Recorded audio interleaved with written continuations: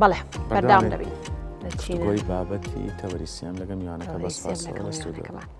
بەڵێ ژمارەیەکی زۆر کورد لە وڵاتی ئەڵمانیا دەژین دەتوانین بڵین کۆمەڵگەیەکی کوردیان لەوێ پێکێناوە. بەڵێ جا ئێمە ڕەوەندێکی بەهێزمانەیە سانە. بەڵێ بێگومان ئەمەجگە لەوەی کە ئەوەی جێ خۆشحاڵی پێش بچین لای میوانەکەمانە ڕەوەندی کوردی چ لە ئەڵمانیا بە یاخود لە وڵاتانی ئەوروپا لە زۆربەی بوارە جیاوازەکاندا لە سیاسی تەندروستی کللتور و هونەر ڕۆڵی بەرچاویان هەبووە. بەڵێ ئێمە ئەمڕۆ قسە باسمان لەگەڵ میوانەکەمان دەکەین و ئەکەم ئاماژەی پێدا جێگەی خۆشحاڵیە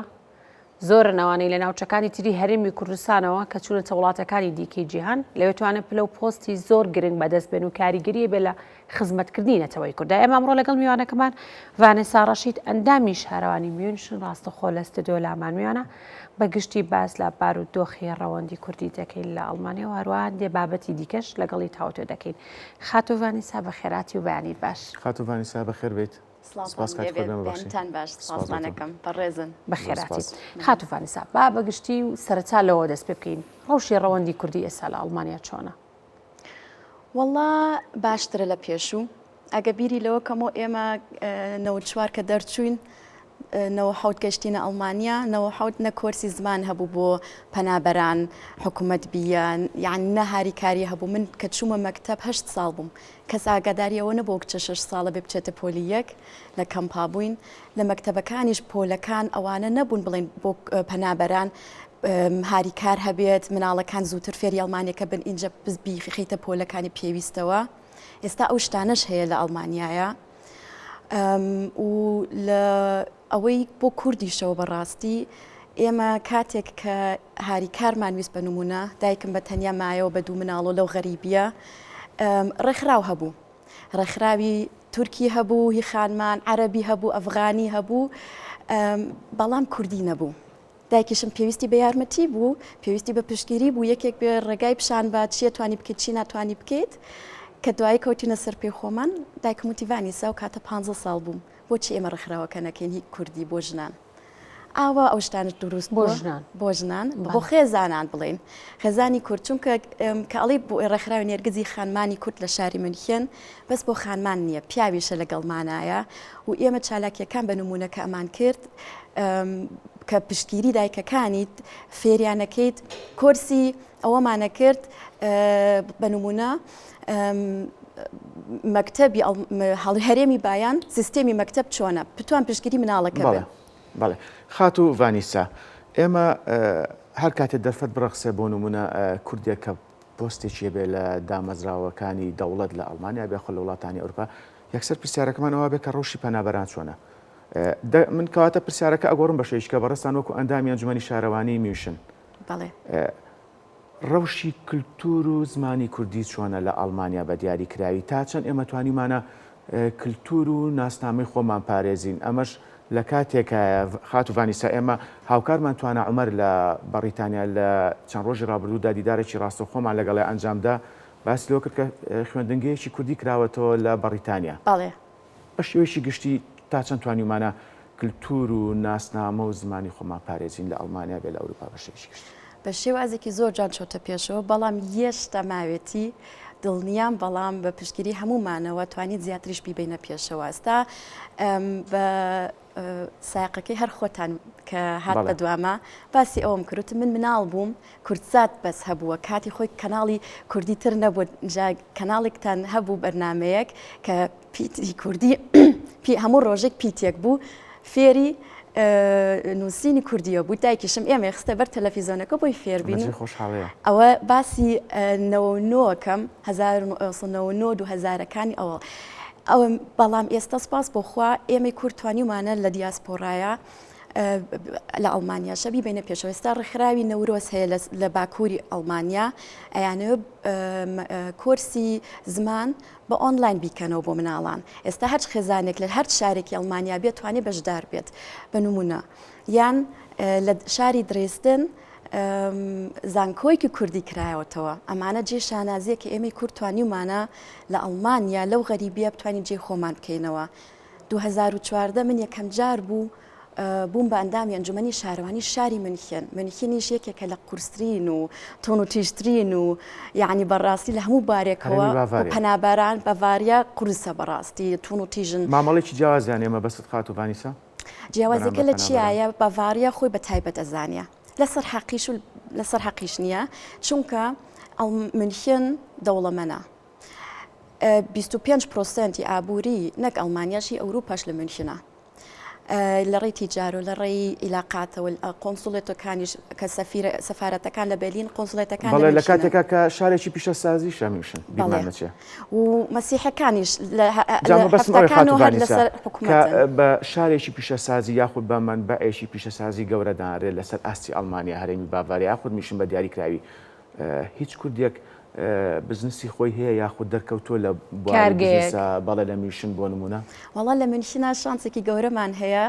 کاتێک لە نەوەکانە هەر ڕێستۆرانێکی کوردیش نەبوو بیرمەوە دایکم کە ئەویست چێشتی کوردداری لێ بنێ بەعزە شتێک هەر نەبووە ئێستا بازارێکی ئەوەش هەیە کە فەریکە نۆک ئەهێنن فەریکە نۆکە بەس دوو لێرەوە ئەیبەنە منشنەوە هەر دوو هەفتێ سێ هەفتەیە توانی بیخۆیتەوە فریاکەون لێرەوە بیبەنە ئەڵمانیا لەوێ بیفرۆشن یعنی بەعزە شتێکی زۆر باش تۆتە پێشەوە نانەوخانە هەیە ڕێستۆرانەکان هەیە جاران بەس ئەگەر بازار دوکانی تورکی هەبوو ئێستا کوردەکەش هەیەی یعنی ئەمە جێی شانازیە بەڕاستی کێمی کوردتوانیمانە بزنسمانمان هەیە کە کورد بێت و لە میشن بێت یاخود ئەڵمانیا بێگومان خاستن منیخێن لە سەیە 48% بێگانەیە ئەمە هەموو قەومەتەکان هەموو میلەتەکان و 1.5 میلیۆن کەسی دانیشتنی تایە لە کوێ ئەو ژمارە چەند ژمارەی کوردی تێدا ئەگەری چابارێکرد لەلا بێت ژمارەی کوردەکان زۆرە لەوێ زۆرە 50,000 بەرەو سەرەوەیە باشە لەو ژمارە زۆرەی کورد هەیەکە لەوێن لە تەواوی جیهاندا خات و ڤێنێسیا کاتێک دەیانێت خەمێک ئازارێک یاخود کولتوری خۆیان با وڵاتێکی دیکە بگێنن هەر نەتەوەیت بۆ نەتەوەیەکی تر تاکالەتکە بەکاری دەهێنن یاخود دەتوانین بڵێن یەکێک لە تەهرە بەهێزەکان هونەرە ڕەوشی هونەر چۆنە لەوێ کوردانی ئەوێت چۆنە لەگەڵە هونورە ئایا هیچ گروپێکی هونەری هەیە لەوێ بۆی بتوانن تەواوی هونەر و کولتور و فەرهەنگ و زمانی کوردیش با وڵاتەکانی دیکەی جیانیا خۆت بە دیاریکراوی بە ئەڵمانیا بناسێنن وەڵا لێرەیە بێگلەیەکم هەیە بەڕاستی باشە لە کوردەکانی منیشن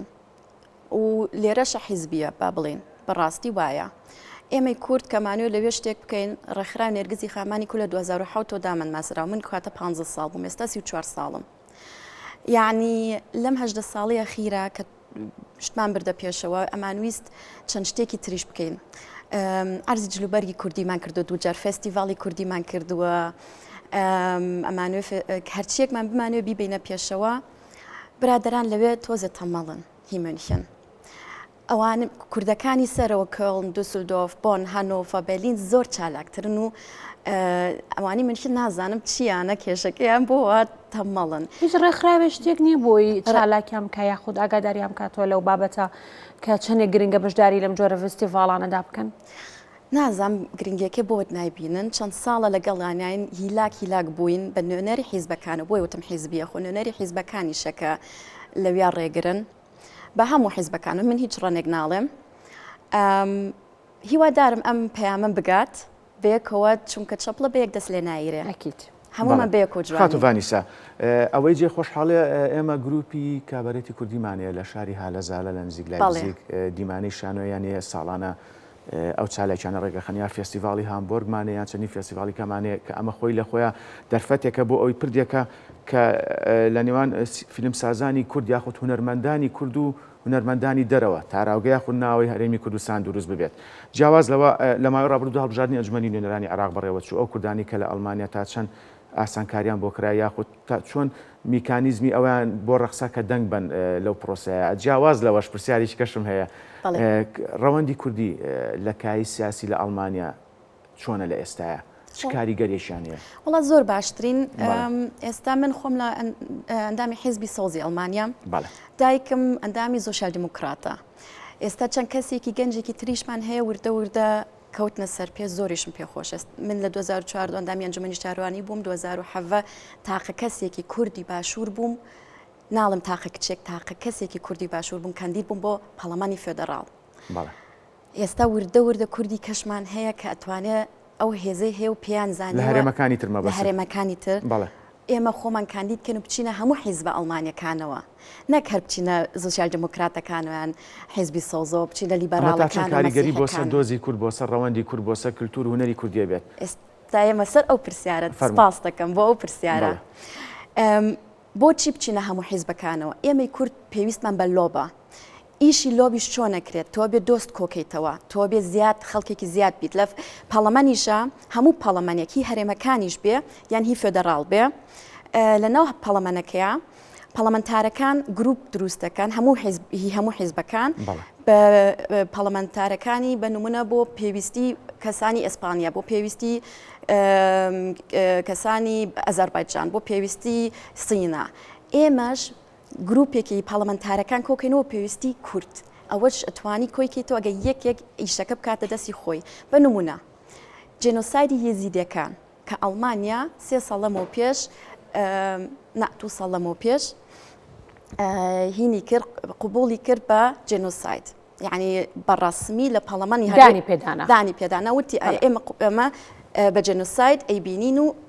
لە مێژووە تاریخیە ئەو ڕۆژەیە جێنۆساید لەسەر یێزیدەکان کرا ئەمە کێ بردێ پێشەوە ئێمە خۆمان حیزبی سەوز کێش کاوە بە پشتگیری یەکێکە ئەڵێ ئەو کەیسە هێت وەرن پەڵەمەنتارەکان با پشتگیری ئەمەکو پشتگیریکردن لە دۆزی کورد بەڵام ڕاستڕەوەکان لەوێ ئەوەی کە هەیە کە زۆر دژایەتی پەنابەران دەکەن لەوێ ئێوە وەکو ئەنجامی شارەوانی منشن چیتان بۆ کردوون لەو بارەیەوە بۆ ئەو پەنابەرانەیە خود ئەو کۆچبەرانی دێنە ئەڵمانیا و بەتایبەتی کورد کە دێنە ئەو وڵاتەوە کە ڕاستڕەوەکان لە دژی ئەوانن کێشەیەکی سیاسی هەیە کە ڕاستڕەوەکان نەک هەر لە ئەڵمانیا لە هەموو ئەوروپایە زۆر بە قۆت بوون کێشەکەش لێرەیە چییە؟ ئەوان کە چەند بە قۆتیش بن حیزبەکانی تر گوێن لێ نەگرن و لاسایە نەکەنەوە قسەکانیان و ئەوانیش ناتوان بچنە پێشەوە بەس کێشەکە لێرەیە مەسیحەکان و سۆسیال دموکراتەکان لیبەراڵەکانیش ئەچن قسەکانی ئەوان هەڵەگرنەوە و ئێستا مەسیحەکان و سۆسیال دموکراتەکان لە حکومەتان هەرچی یاسایەکی ئاسانکاری بوو لەسەر پەنابەران کە حیزبی پێشوو حیزبی سەوزیشی تیا بوو بە نمونە دوای لە باتی دوای 5 ساڵ دوای 3 ساڵ توانی داوای جنسی ئەڵمانی بکەیت ئەوەیان هەڵگرتەوە ئەفغانیەکان کە لە ئەفغانستان ئیشی بۆ قۆتی ئەڵمانیان کرد بۆ عەدمان پێیان دواوی تالیبان چوونە سەر حکوومەتەوە بۆتان هەیە بێن لای ئێمە داوای مافی پەنابەری خاتوڤن ساتوانیتان هیچ کاریگەری لەسەر یاسا لە وڵاتەدا دروست بکەن کە لە بەرژەوەندی کورددا بێ لە وڵاتە بە شێوازێکرێ ئەگە کورد بڕات دەنگ بەد لە ڕۆژی هەڵبژاردنە بڕۆن دەنگ بن فڕێمەیان وەرەقەکە لە ماڵەوە بڕۆن دەنگ بن دەنگیش بن بەوانی کە داکۆکی لە مافی خۆتانەکەن ئەگەر کوردیش نەبێ بیری لەکەنەوە چ پەڵەمەنتارێک و چه حیزبێک داکۆکی لە مافی کوردەکە باشە خاتوڤانی ئێمە کاتمان نەماوە دو پرسیاری لەکەین بە کورتی وەڵاممان بیتەوە وەکو ئەندامێکی ئەنجومەنی شارەوانی میشن چ داواکاریەکەت بۆ ڕەوەندی کوردی هەیە ئەمەجگەلۆی کە هەڵبژاردنێکی کە لە ئەڵمانیا نزیکە وابزانام خۆت کاندی دەکەی لەو بارەوە چ داواکاریەکەت بۆ ڕەوەندی کوردیە بێت ئەگەر بە کورتی ڕێک ئەو داواکاری قسەیە خیرمە بەشدار بن بەشدار بن ئینتیگراسیۆن یعنی چی ئینتیگراسیۆن یعنی لە وڵاتە تازەی کە تیای بەشدار بی لە ژیانی ئەو وڵاتە بەبێەوەی کولتور و عادەتە خوشتی خۆشت لە بیرچێت بەڵام بەشدار بە بڕۆ ئیشەکە بکە زمانەکە فێر بە و لە دموکراسی یعنی چی دموکراسی یعنی هەموو دەنگێک گرنگە بڕۆ دەنگ بە من خۆم 2021 42600 دەنگم هێنا بە 6% مابوو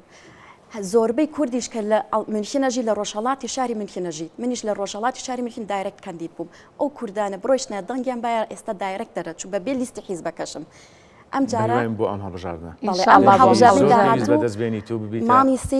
مانی هەشتی 2026 بۆ ئەندامی ئەنجومەنی شارەوانیە دووبارە خۆم کاندید دەکەم هیوادارم کوردەکانی شاری منخین ئینشاءالله بە پشتگیری جەنابتانەوە هەمومان بێ کۆجوان بین و بتوانین خزمەتی میلەتەکەمان بکەین و خزمەتی کوردەکانیش لە شاری منخینش بکەین ئینشاءالله زۆر سپاس خۆشحاڵ بووین خاتوڤێنێ سەکەمڕۆ لەگەڵمانە بوویت من زیاتر سپاس بنوە کەمیشە ئینشاءالله لەگەڵ ئێوەی جەنابی